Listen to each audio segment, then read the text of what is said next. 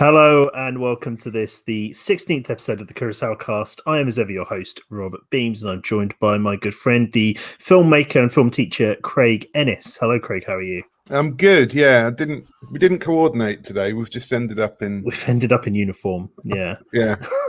So this time around, we're talking about the 1961 film Yojimbo, translates as Bodyguard.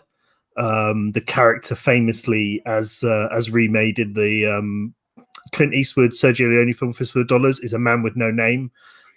He gives the name Sanjuro when he sees, because it means like a group of old trees or something, and he just sees that and takes it. So he's a man with no name. The film's just called Bodyguard, which is the job that he keeps being. He's a master samurai Ronin, and people keep trying to make him their bodyguard. So if you've seen Fistful of Dollars, you basically know the story exactly. It's a very, very shot for shot unofficial remake in places. You hadn't seen Fistful of Dollars either, had you, Craig? And you watched both? No, yeah, I watched both back to back yesterday morning. So maybe we'll talk a little bit about Fistful of Dollars later on as well. Yeah. Okay. Yeah. So, do you want to give the rundown of what this film's about? Yeah. So, Sanjuro. I first of all, I really like the opening of this film because I know I'm doing a summary. But it sets up really, really nicely because you've got the titles over Mifune as Sanjuro sort of wandering sort of aimlessly around the countryside, and then he picks up the stick and throws it in the air and then just sort of walks off in the direction it's pointing at. So he's kind of, like you say, just a wandering Ronin, and he happens across this town with two rival gangs of gamblers. Who seem to be based conveniently, not conveniently. I don't mean that as a pejorative, but they're based at opposite ends of the high street, which leads for this, as you say, as you're always a big fan of, this really nice geography to the place. So he gets there and he kind of starts chatting to a local bartender who's, for a man whose business is sort of slowly going down the pan, is really quite generous with the free sake and rice. And he kind of gives him the lowdown, and Sanjuro kind of decides he's going to play these two gangs off against each other for maximum sort of capital gain. And he sort of slowly ends up kind of getting sort of developing a bit of a conscience about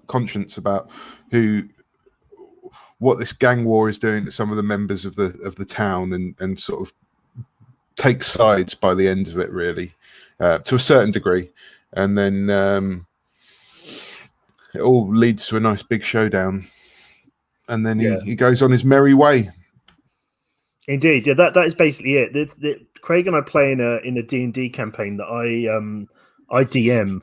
Craig's one of the players, and before you'd seen this film, I used it as basically a scenario when I didn't have any ideas for a session, and I just had the players all turn up in a town like the one here, big street, and there's two gangs, and all of that, and it does feel very much like a D&D session as a film, right? Because you've got this hero, it's like, I don't know, it's like an episode of the Pokemon cartoon, you know what I mean? Like Ash is on his way to the next gym.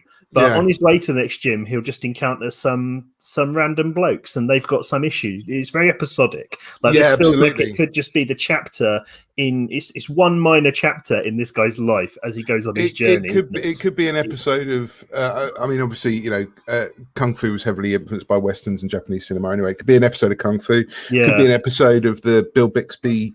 Incredible Hulk. Hulk. It could be an episode of countless TV programs before ARCs became the done thing. Yeah, exactly. Because it's literally the dude, like you say, he throws a stick, he goes a random direction, he turns up in a town, and someone's like, "These two gangs are fighting," and he goes, "All right, I'll get involved," and then he solves it, and then he walks off, and that's it. That's the whole film. Yeah, it's very, which sounds, again, it's not a pejorative or to deride it in any way. It's like, it's a really just neat, well-contained story, isn't it? It's just like, we've got a little package, and we've set up a little play set. We got bad guys here, you in the middle, let's see what happens, kind of thing. It's really quite a neat premise. Yeah. The first note I have written is about the score, because it's the only, as soon as it started, I started humming it and I knew where it was going. And I think it's the only Kurosawa film apart from Seven Samurai. I think Seven Samurai and Yojimbo are the two where I know the score and like I can hum along to it and it's really memorable, which isn't to say the music's bad in any of his other films. It's just that these two have like, I would say like iconic scores. And I really like those opening credits because in Kurosawa, but also in Japanese cinema of the era more broadly, opening credits tend to be quite static. They either tend to be just the title credits kind of coming up over a blank background or over a parchment of paper or a nice texture or something, or there'll be in some of Kurosawa's more recent ones there'll be a still, not a still image, there'll be just a still camera looking at an environment, let's say. And you get that in some of the Kobayashi films and stuff as well. Whereas here you're moving with the character, like he's walking and you're like following him along, and it's really dynamic and fun. Yeah, absolutely. Kind of introduced, yeah. It's there's no real sustained screen direction or anything like that, is there? The camera's kind of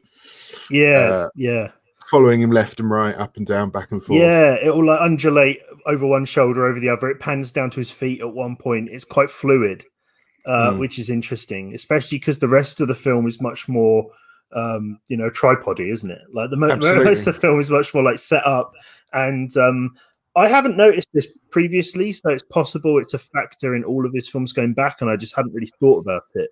But this film is shot in such deep focus, isn't it? Like things in the foreground and the background are so crystal clear that you have moments where there's a moment where you're just watching this woman, one of the wife of one of the bad men, one of the gang leaders, and she's kind of locking all of the prostitutes in a shed so that they can't run away during a big fight.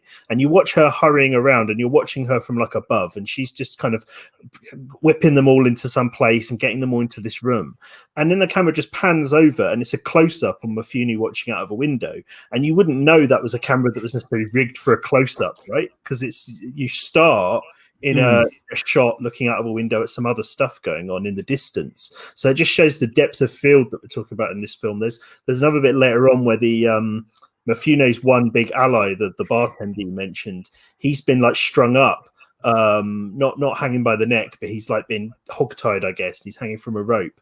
And he's in such sharp focus in the foreground, even though he's not the center of attention, all the action's going on elsewhere, that he kind of looks unreal. He almost looks like he's been like blue screened into what's going on, but he clearly hasn't. It's just so eerily sharp. It's like hyper real somehow. Did you kind of see that? Yeah, I mean, 16 episodes and 20 films into this endeavor, our failure to do anything interesting with the video aspect of this, like pull clips or anything.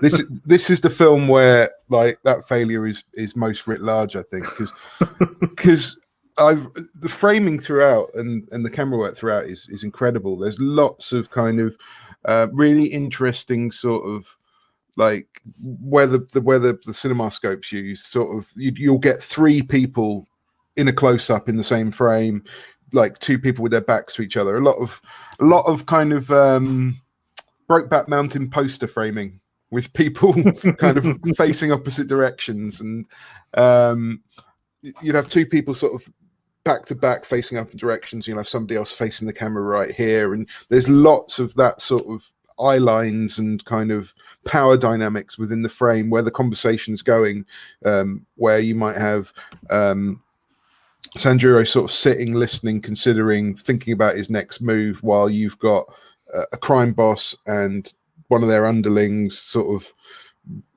talking backwards and forwards and sort of trying. There's a bit of a power struggle thing going on. There's loads and loads. It's always really, really kind of. It always seems really meticulously thought out in terms of staging and blocking, which is something we've talked about for about 3 or 4 films now. That's really, really quite.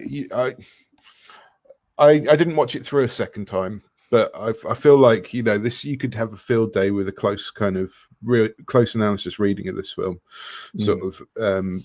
masterclass in staging and blocking. And again, you know, if we had our, if we were a bit more, we're a bit more clever. If we were clever about this, we would have clips, but we're not. Well, they'd get copyright struck anyway. It'd be a pain in the ass. Yeah. Mifune, we could recreate them with soft toys, Adam and Joe style. Yeah. So Mifune's character in this is, I would say, in film studies, film intellectual terms, is ridiculously fucking cool. Like he's basically. I think he's the original. I think he's Patient Zero. You might know an earlier instance, but I don't know one for cool guy with a toothpick in his mouth. Like I don't know the earlier version. And you get that gimmick infringement from Eastwood in the remake. You also get, Razor Ramon, Scott Hall in the 90s wrestling scene with it. But I feel like toothpick in the mouth is very much this character, and he's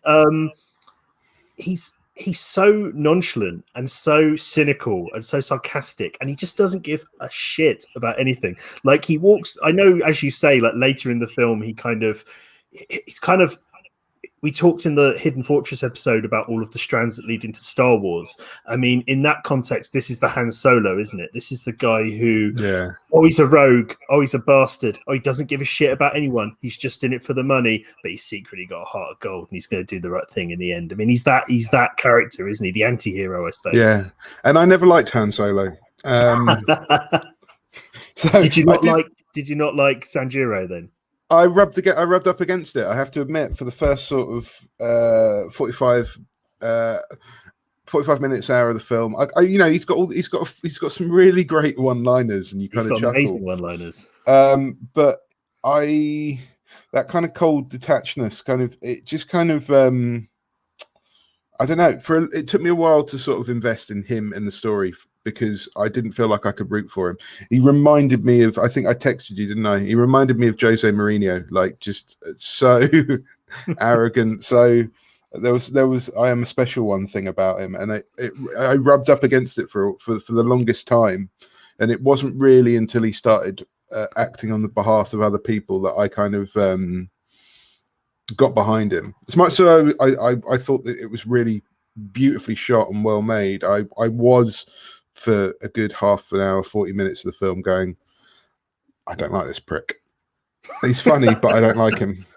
Right. Okay, that's interesting to me, because to me he's like so effortlessly cool as a character, and he the way that he saunters down the street and he's like, all right, I'll just kill a bunch of these dudes then, and he walks up and he has a bit of banter with them where he doesn't seem like he's in danger at any point. He knows he's exactly going to come up get the upper hand, and he basically sort of tells them he's going to kill them, and then he does. He just kills three of them. There's another Star Wars bit because he chops one of their hands off and get close up and severed hand, which is in A New Hope.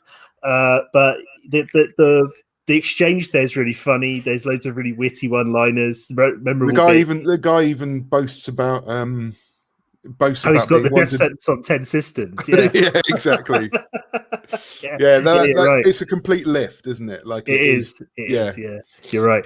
And I hadn't thought about that aspect, but you're right.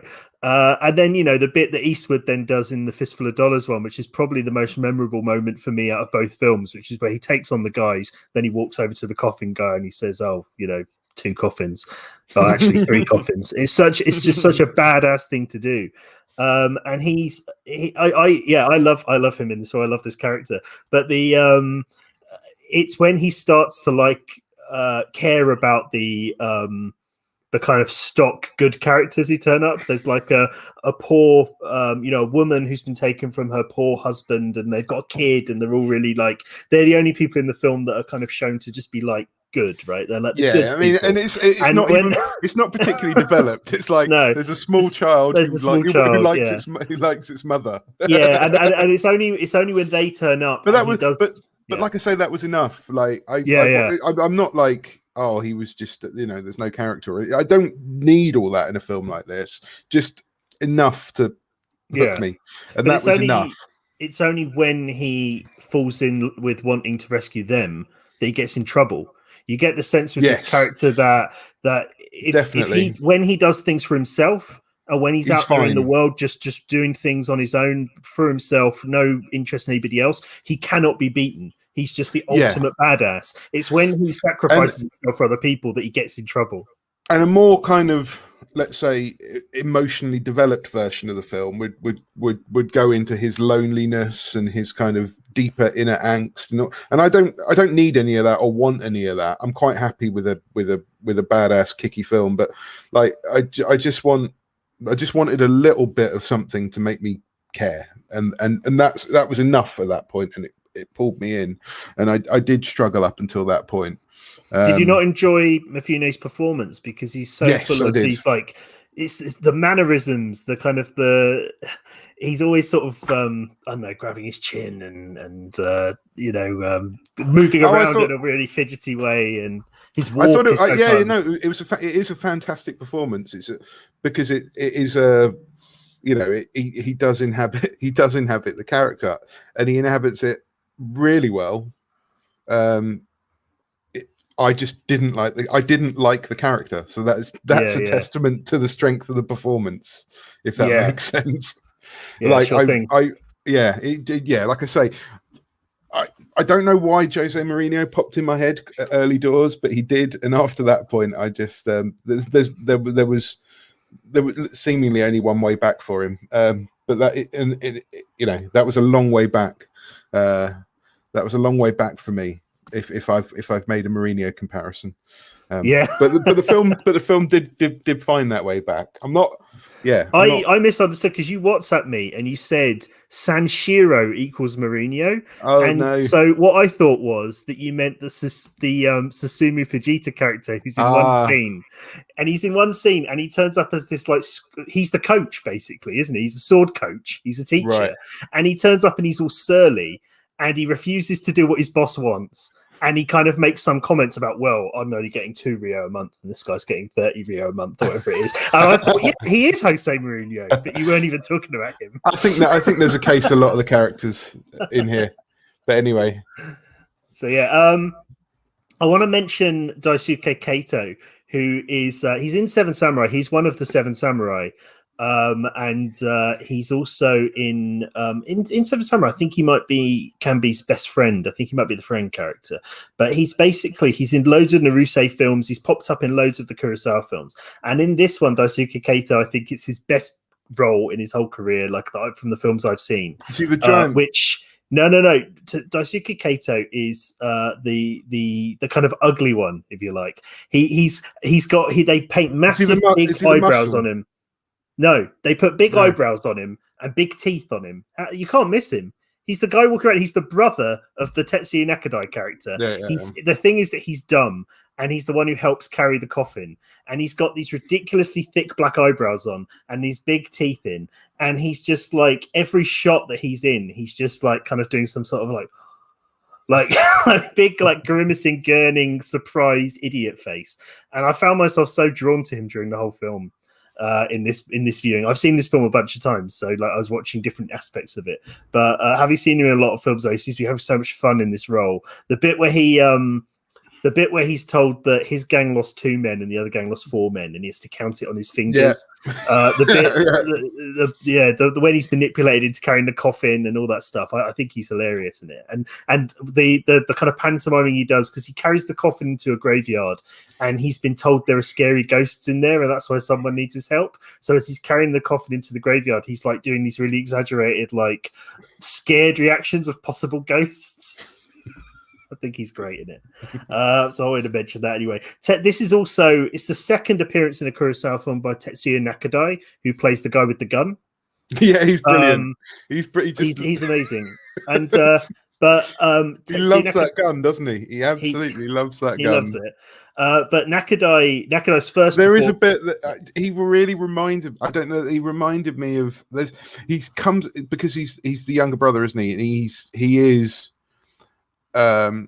He comes across as such basically a spoiled brat, like he reminded me of people that I kind of went to school with who always had the latest toys and thought they were hot shit. And there's something about the way he just kind of, he's always stroking his gun. And he's really well groomed compared to the others. He's he's a pretty boy. He's such an unlikable piece of shit, but it's so much fun to just dislike him throughout that film. He's very briefly in Seven Samurai Nakadai as one of the samurai walking through the town when they kind of have that Mos Eisley Cantina moment looking around. And other than that, he was a theatre actor whose main breakthrough comes in the Kobayashi films. I've recently watched like all of Kobayashi's films from the late 50s onto the late 60s, and Nakadai is the star of every single one of those movies, and he's amazing in all of them. He actually, his breakthrough role as a star is in a Nakadai film called Black River, and in Black River he plays a wild, crazy Yakuza guy who is really dynamic and really goes really crazy and drinks loads and acts really insane. And it's interesting because that's his big star making performance. And Drunken Angel, 10, 15 years earlier was Mifune. So they kind of have very similar breakthrough roles, these kind of Yakuza guys. And as Mifune drops out of the Kurosawa film soon, Nakadai becomes the new Mifune. Nakadai's the guy that stars in Kagemusha, stars in Ran, and he's got roles in all the upcoming films. He's got a big role in Sanjuro as well, and he's in High and Low. So he's a massive figure in the kind of later period of Kurosawa's career, and this is his kind of big Kurosawa re-debut. I have to admit, I was a little bit tentative about the post Mifune era, but I think he looks like he looks like a good young prospect for the future to carry the team through into the next era. He does. He's not the transitional champion that you're worried we might be stuck with. But he's really dynamic. He's really watchable. He's got such a hateful face in this film, and but also, like in Kobayashi's Human Condition, he can also be a very sweet cherubic looking face. He's got great range. There is something about him because he's always got his gun. He's got his hands out of he's got his arms folded under his sleeves all the time. He's always surrounded by the heavies, and he's got, like you say, he's got such this hateful, punchable face. And there is this, you're kind of waiting throughout the film for his comeuppance. It's like, just get him away from his mates, and you can. Another thing I want to mention about this one, I've already mentioned the severed hand. This is the first Kurosawa, apart from that like blood splatter that's already on the wall in Throne of Blood, right? That's just like a mark on the wall. This is the first Kurosawa film where there's basically like blood splatter and blood and guts. Like you get the severed hand, you also get like spurting sprays of blood come out. I'm pretty sure I've seen the air pumps used in clips from later films of his, and I'm kind of anticipating maybe Kagemusha and Ran to have a little bit of that. But it was the first time I did notice a little bit of viscera in this, but it's sparse though. It is sparse, and it is. Yeah. We'll talk. I mean, we'll probably talk a little bit about Good, the Bad, and the Fistful of Dollars later. But there is kind of one of the things I had noticed. It is sparse because one of the things I noticed was the bit where Sanjuro's kind of where they figure out that he's playing the ends against the middle, and he gets beaten and held. That's a jump cut. You just kind of jump from him being found out to him being bloodied and beaten, and Leone kind of gives you both barrels of Clint Eastwood getting beaten up at that same beat in the film. So it wasn't, it's not overly kind of violent. And even the fight scenes, all the fight scenes, the climactic fight scenes, or the scene where he kind of slaughters the guards, it's all very quick. It's all very kind of impressive because he's very, very skillful and kind of swift with it, but it isn't like heroic battle kind of thing. There's a great scene where the two gangs are kind of getting ready to fight each other, sort of moving down the street, and one of them, they keep on kind of running forward a little bit and then running backwards again and running forward a little bit and running, and like clearly nobody actually wants to fight, they just want to shout at each other for a bit, and then so that kind of as much as he's a badass who can kind of cope with anything, I think there still is that kind of sense that we've seen that that sense of violence is stupid is still in this film to a degree. Although you can see why people, you can see why that kind of strong alpha kind of stereotype is appealing in this film, because he is so in control and so skillful and so undeniably hard. He's actually only in, unless I'm wrong, I think you only see him use his sword 3 times in the whole film, because he kills the 3 guys at the beginning to prove himself, then he does nothing until he takes on those 6 guys, and that's another awesome badass moment, because he tells somebody that he's found 6 guys dead, so and then he goes and kills them. Like, he just knows, I'm going to go kill 6 guys. Obviously, that's going to happen. I'm not going to have any problem with that. And then he goes and kills these 6 guys. And then at the end of the film, he takes on everyone in the street fight. And there's that payoff to the beginning. Because at the beginning, there's a kid who's leaving his family home, and the mum's begging him not to leave and join a gang. And at the end, he's like, go back to your mum. And the kid runs off. He only has these 3 moments of violence, and I think that's why there's a bit of Kurosawa actually in the Ritchie book where he's quoted about talking about why the film was successful. And it's a bit like, you know how in Hollywood today you get a shared universe is a hit, so suddenly everyone's making shared universes, or you get an R-rated thing like Deadpool, and suddenly everything's about things being R-rated. And the kind of Hollywood always learns the wrong lessons from success. Well, Kurosawa had a very similar thing to say about the success of Yojimbo, which was by far his biggest box office hit at the time. And he said that other companies all insisted that it was a hit because of the sword fighting. This isn't so. The reason was the character of the hero and what he does. He's a real hero, and when he fights, he has a real reason for fighting, and he really does. He doesn't just stand around and wave his sword in the air. And I think what I think is true about that statement is that every time he does fight, the 3 times where he does go out there and fight, it's clearly motivated by something. Whereas I've watched other, even starring Mifune, I've watched other Jidageki Chambara films from the era, like popular ones, the Inagaki Samurai trilogy. Those are just full of scenes where samurai go out and wave their sword in the air and fight 50 men, and there's no weight to it, and there's nothing to it, you know. I mean, you know, I think that's probably very, very true. Like, you can think about Star Wars films, especially the first 2 as well, and like as a kid, people think about the lightsabers and whatnot, but there's essentially one short lightsaber battle that's intercut with other things in the first one, and then it all kind of boils down to the end in Empire. People remember that, and it's iconic, but it's all kind of, there's such important story beats. It's not like we need an action beat, let's throw in some shit right here. It's kind of no, these are like pivotal plot points, story points, turns in the story. We're going to use the action, and we're going to use it to sort of to turn where we're going. And I think that you can sometimes, when people are carried away by stories, they kind of, if a story does its job well and really does transport you, and you get lost in it and you get that suspension of disbelief, then those critical kind of faculties leave you temporarily. And I think what's left often is the impression of the cool moments, and you don't always necessarily remember why you thought they were good at the time unless you sit down and think about it. But yeah, certainly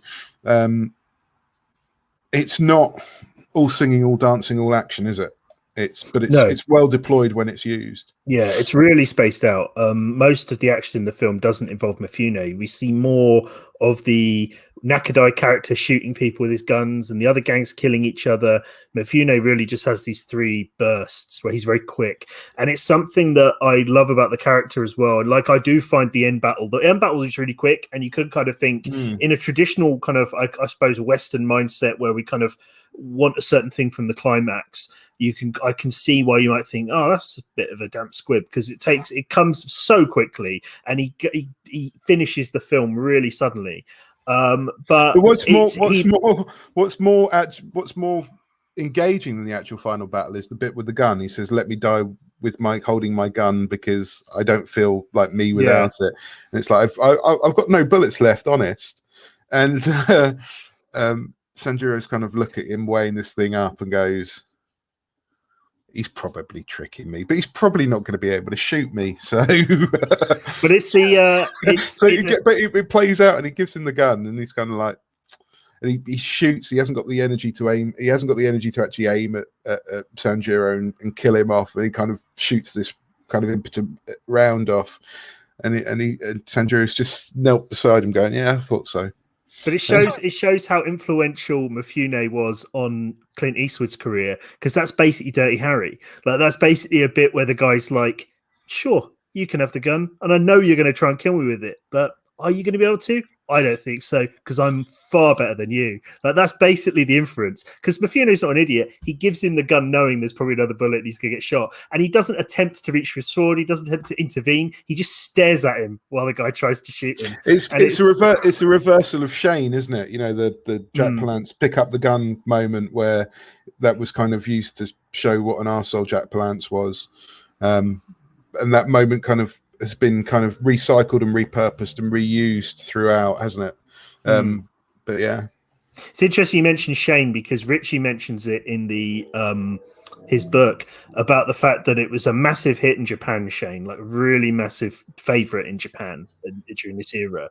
And he talks about how Shane was a big influence on this, because obviously there's that thing with Kurosawa where he influenced a lot of Westerns, but where he was himself influenced famously by a lot of Westerns. And he mentioned Shane as an example of one of these films that's about an outsider who wanders in and then wanders out, which is exactly what this film is. But yeah, the violence anyway, the Mifune character, very sorry, I can't remember the point I was originally going to make about it, but yeah, there you go.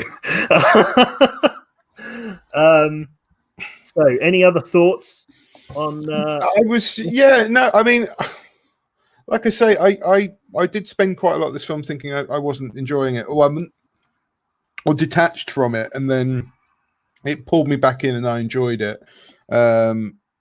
But as far as his kind of heavy hitters go, this was not top of my tree, like, at all. I liked it. It was interesting watching it straight back to back with Fistful of Dollars, and then watching Fistful of Dollars immediately afterwards, and then realizing just how much of a rip-off it was, because it wasn't an official remake. They hadn't paid any rights or anything, but it is beat for beat. Like, you know, he wanders into town, goes into the bar. There's the guy out back. This is a great bit, because you go in Yojimbo, when he goes in, there's the banging, and the bartender explains there's a guy making coffins. There's the bit in the way they do it in Fistful of Dollars is that he's got this back door. He opens it up, and there's a guy with like a load of coffins behind him, and it was almost like it was almost parody. It was almost like Wayne's World kind of. I've always wanted to open a door to see people training like in a James Bond film. Here's the bank making coffins. And what I remember about it, because I've not seen Fistful of Dollars for a couple of years, but what I remember about it from the last time I watched it was that, similarly to Magnificent Seven, does this quite well as well. It manages to remake elements of Yojimbo while also reappropriating a lot of them to give them like a Western equivalent. So there'll be things in there that are not literally the same, but they serve exactly the same function. moved into an American context, which is kind of, it's what they call in translation into like transcreation, where you don't literally just adapt. So it's not literally just a translation. It's been adapted for culture and for meaning and for all these kind of things. And I think that it's a really great example of that in a lot of ways. There is a lot of that. Whilst hitting the same beats, there is something a little bit troubling about blonde-haired, blue-eyed American man going into a Mexican village and just cleaning the streets before moving on without seeing who's left behind. To think, you could have a field day going into American foreign policy in Fistful of Dollars. What's really weird to me, because I know that for you mentioned being checked out of some of Yojimbo. What's really strange to me is that I find Yojimbo really gripping from beginning to end. I have no issues with Yojimbo, but it's 10 minutes longer than Fistful of Dollars, and Fistful of Dollars does have pacing issues. Like there's a whole bit in Fistful of Dollars where they're like in a shootout in a cemetery. And I just remember that going on for fucking ages. And that's one of the few things that's in that film that's just not in Yojimbo. And I was just like, why have you added this boring scene? Is it just to give the Eastwood character some more action than the Yojimbo character has? Like, there are a few bits in it. Because by the way, I like Fistful of Dollars. There are bits in it. There are bits in it, I think, that drag over the stuff in Yojimbo. Yeah, maybe. I mean, I know that was the only thing that I rubbed up against. I think I enjoyed, when I watched it, I enjoyed the beginning of Fistful of Dollars a lot more, because I knew where it was going, and as soon as the beats were being hit, I was like, this isn't going to stray too far. So I kind of had more of a sense where I was going, so I didn't rub up against any of that kind of at the beginning. There was also just this little bit in A Fistful of Dollars where Clint Eastwood seemed much more vulnerable due to one shot where he's in the boarding house. And he's lying on the bed and he's got a blanket over him, but he's kind of really tucked his arms in. The blanket's really tucked up underneath him, and he looks really cut. It's kind of the impression is he can't sleep unless he's really, really tucked in and comfy. So I was like, oh, he's vulnerable. But I for me, the film became much, much more about kind of watching how they did. There were a couple of things that like, rather than the family talking about the boy running off, there is a bit where the little boy whose mother is part of the kidnap exchange, right at the start of the film, people are shooting at him, this little 5-year-old boy, and you go, oh, and there was much more of a sense that there was badness in the badness. There was stuff going on in the town, but I was kind of waiting. I was like, oh, so this is going to be the bit where he goes and kills the 6 guards. And then there's even a bit in Fistful of Dollars where there's, for no apparent reason, a bunch of sticks on a shelf, so he's able to knock knock all the sticks down and things like that. I also I don't know why it took me by surprise, because I knew it must have been from one of these films, but it got to near the end after he's been beaten up and he's managed to get away, and he's going to a cave and he's doing his Iron Man thing, making the armor, and I was like, this is the bit from Back to the Future 2. Yeah. And I didn't know that. It didn't occur to me that was going to happen. And as I was watching it, so I was like, oh, brilliant. It's the bit from Back to the Future 2. And the other thing that I like, the fact that, because obviously in Yojimbo,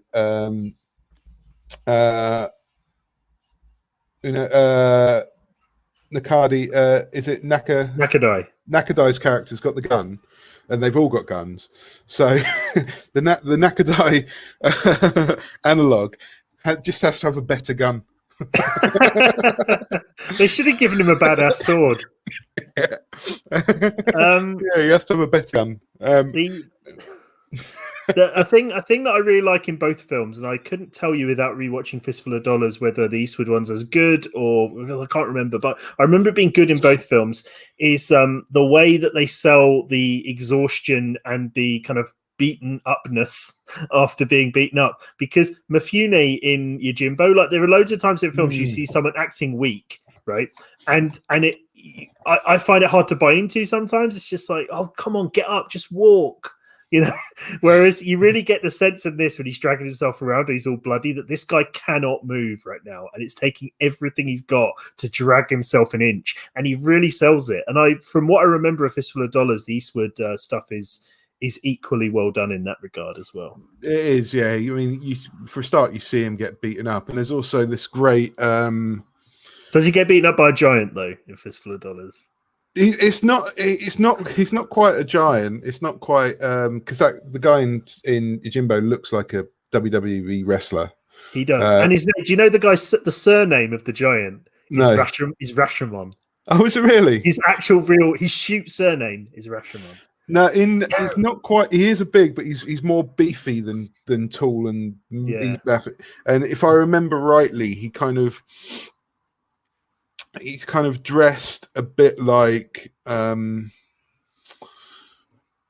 he's kind of dressed a little bit like it's really kind of like that kind of archetype, almost cartoonish, almost kind of Warner Brothers cartoon with the bullets and the big tash and all that kind of stuff. And that was one thing I will say about both these films for being so iconic. I don't know if it's things that have just passed into generic conventions, but despite the apart from the production design looking really, really familiar in both films, there weren't as many particular beats that I kind of had recognized as being used again and again and again. Story beats or anything like that. I didn't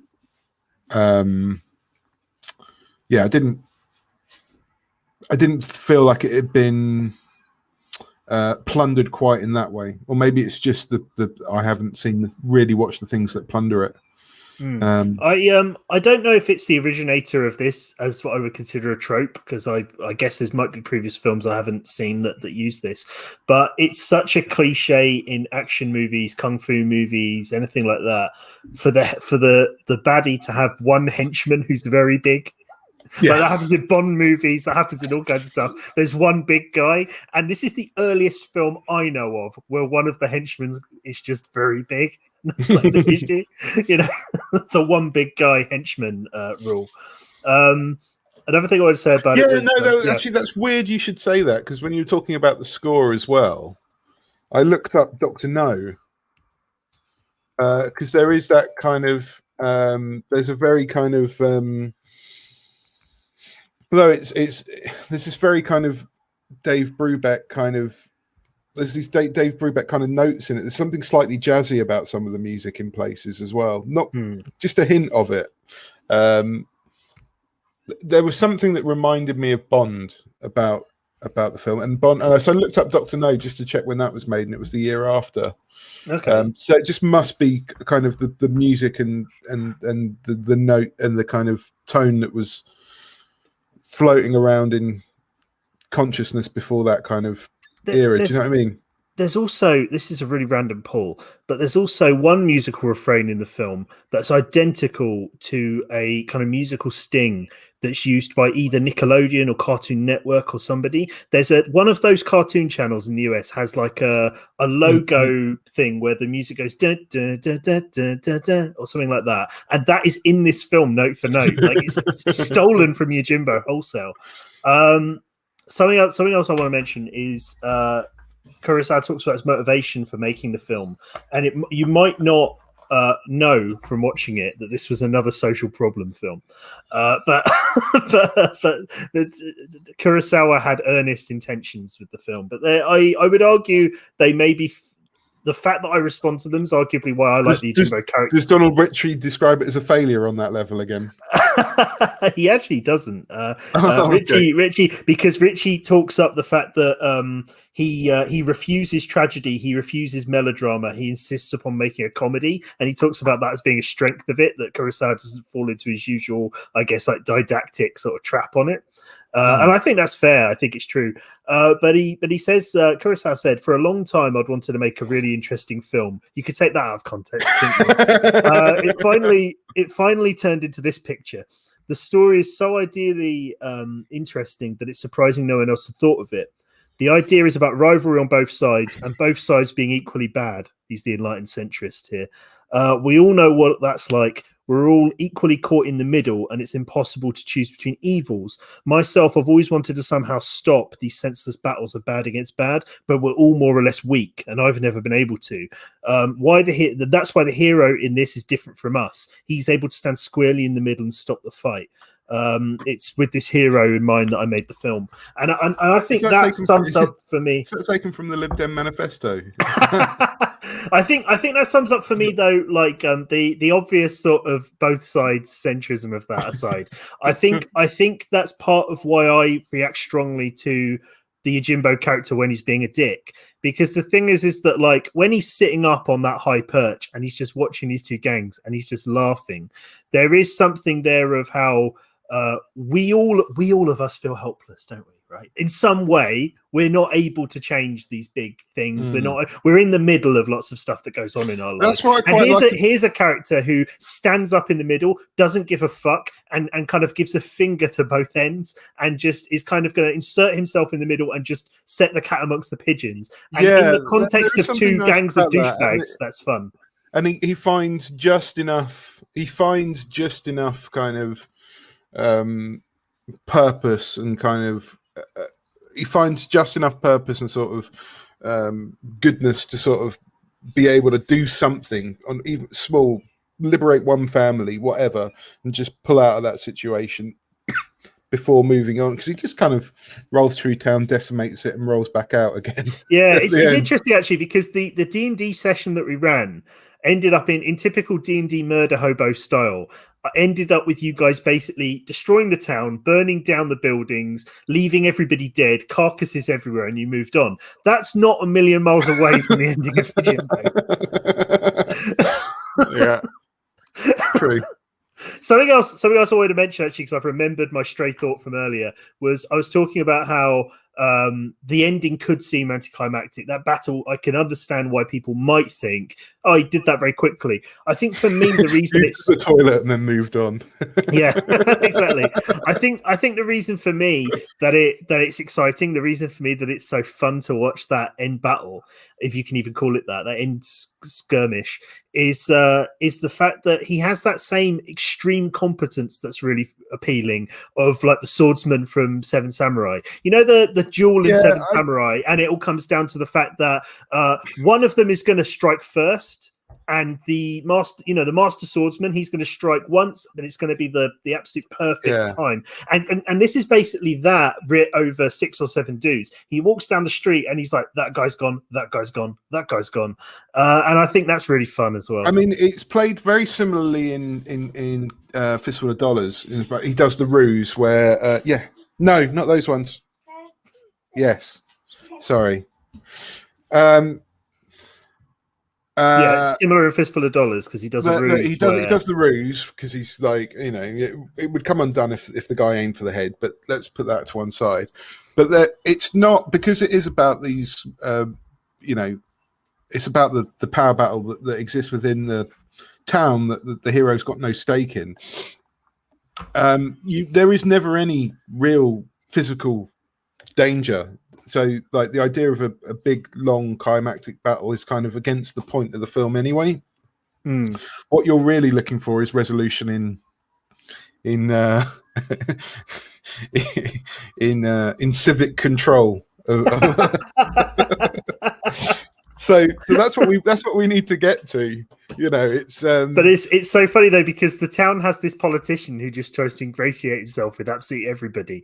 And the ending of the film, Mifune calls out to him. He says like mayor, whatever he's called, and the guy's like, yeah, and he's like, go and hang yourself, and then he walks off. Such an asshole, but very funny.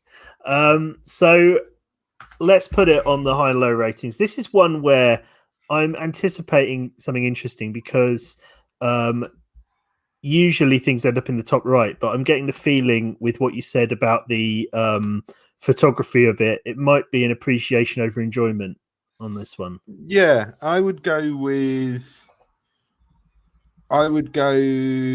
It is. Let's say in terms of enjoyment, it's about 75% of the way up. So probably on a par. Probably on a par with Drunken Angel or Stray Dog? Yeah, I didn't enjoy as much as Stray Dog. On a par with Drunken Angel, and then I probably enjoyed it. I think it's as good as the Hidden Fortress and Rashomon in terms of like how well constructed it is.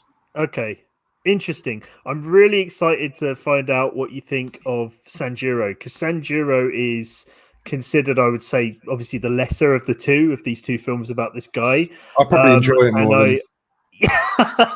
Possibly. So what do you know? I know you've already read that Sanjuro is more of a comedy. What are your expectations for Sanjuro? I'm imagining that let's go again kind of thing, you know, like we're going to put him in another situation and see what happens. I'm not expecting it to be wildly different. You know, if there are some one-liners, there are some good, like you say, some good one-liners and some funny moments in this. And to me, that sounds like, oh, you know, Schwarzenegger was unexpectedly funny in Terminator. Let's give him some more one-liners in the next film and the next film and the next film. So it kind of ramps that up a little bit. I'm expecting it to be probably not as not feel quite as original or as good, but I'm hoping for just like a rather fun. They call it a comedy of manners on the BFI player. I'm not sure I'd call it a comedy of manners. I think it's just a very kind of light, fun comedy. But yeah, we'll see. Something I just found about, I went to the Wikipedia page for Sanjuro. You know the way that the Die Hard movies after the first one are that's what I would go with, that sort of thing. Yeah, you know the way that the Die Hard movies after the first one are all just scripts that were hanging around that they just put John McClane into. Right, none of them are written as diehards, right? I don't think any of them. I believe so. Yeah, Sanjuro, it sounds like it's the same thing. It says that it was originally supposed to be an adaptation of a novel, and the script was altered with the success of Yojimbo to incorporate the character into the film. So it seems like it's just written John McClane into this script that they had hanging around. What I'm kind of expecting is kind of like what Richie says in that book about people, like there's not that much swordplay. It's like with any sort of franchise, I know there's only two of these, but there's always that thing about, well, if you go back to the first one, it was very different. It was a comedy, or it was very dark, or the character was very different, and then all the other elements got added on. You know, it happens with Nightmare on Elm Street. It happens with the Die Hard films as he becomes Godzilla, Rocky, and Rambo are all exactly. One. The first one is the good one, and then the rest will just go mad. But it's the rest that become the thing. Yes. You know what I mean? Yeah. That people associate with it. So although there isn't more to go with, I expect that it will slightly miss the point of the first one, and then but still be enjoyable nonetheless. Yeah. Well, it's I would say it's a safe bet. That said, it's the same director, so how could it, know? I was gonna say it's a safe bet that the it's going to be a better sequel than Sanshiro Sagata 2, which was his previous sequel. Okay. Yeah. Right. So awesome. So next time, Sanjuro. I'm actually away next weekend. So probably 2 weeks from now, we'll do Sanjuro, and that'll be lovely because it's a 90-minuter, I think, which is just really nice, isn't it? Yeah. Well, thank you for joining me as ever, Craig. We are nearing the end rapidly of Kurosawa's imperial phase, his black and white kind of heyday. We've only got 3 films left to go in that run, so we're 2/3 of the way through his filmography now, and kind of fast approaching the end. So we'll join you next time for Sanjuro, and see you then. See you then.